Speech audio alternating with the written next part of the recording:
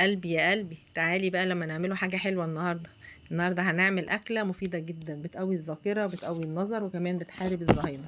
النهاردة يا قلبي هعمل القرع العسلي.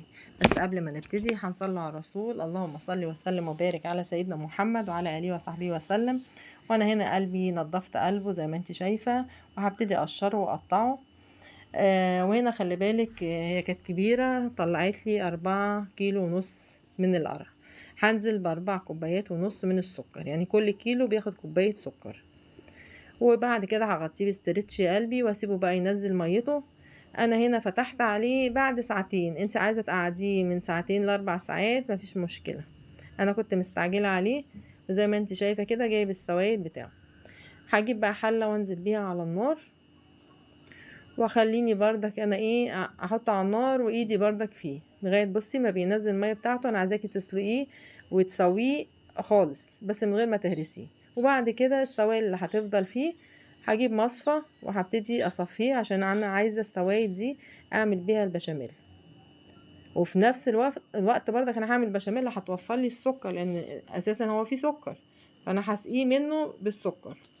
بصي انا نزلت ب5 معالق زبدة على 5 معالق دقيق، ويا دوبك هيبتدي يخش في الصفار. هنزل بقى بال3 كوبايات العصير بتاع القرع العسل، على كوبايتين لبن، على حتة قشطة تكون بتاعة لبن كده عندك في التلاجة، على نقطتين فانيليا او كيس فانيليا. كده تمام زي الفل. السمك كده اللي انا عايزاه، لا هو تقيل ولا هو خفيف، عشان لسه يا قلبي هيخش الفرن برضه. يعني تعملي حساب ان هو لسه هيخش الفرن، ما يتقلش منك ويتخن كده. كده تمام. هجيب بقى صينية يا قلبي هدهنها زبدة، وهجيب دقيق سميد كده وادهن الأرضية برضو، وهنزل من البشاميل في الأرضية قبل ما احط القرع العسل. انا هنا هقسم القرع العسلي، بس هشيل طبق صغير منه عشان هعمل افتكاسات صغيرة كده. نزلت بجزء القرع العسلي، ونزلت بجوز هند وزبيب وحسب المكسرات اللي عندك برضو، وهنزل بالجزء التاني. وكمان هجيب بقى البشاميل احطه بردك على الوش، بقية البشاميل اللي فاضل. عايزه اقول لكم طلعت طعمها حكايه حكايه. وبعد كده يا حبيبتي هدخلها الفرن الوسطاني مده ربع ساعه تلت ساعه كده. هنا جايبه بسكوت شاي عادي، نزلت بطبقه وحطيت عليها قرع عسلي. وهنا برضه كنت عامله كريم جانتيه، يعني هتحطي طبقات، طبقه بسكوت، طبقه قرع عسلي كده يعني. وبعد كده تزينيها زي ما انت شايفه بالكريم جانتيه. انا بزين على فكره وحطاها في كيس التلاجة عاديه خالص، ما عنديش الكيسه بتاعت بصراحه الكريم جانتيه يعني.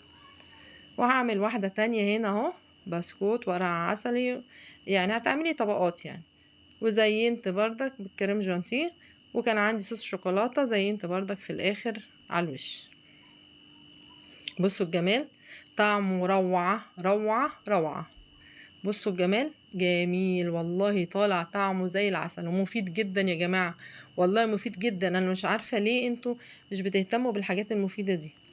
جيت بعد الصينية ما بردت وهدت، رحت ابتديت ان انا قطعتها كده زي ما انت شايفة كده. تحفة. السلام عليكم ورحمة الله.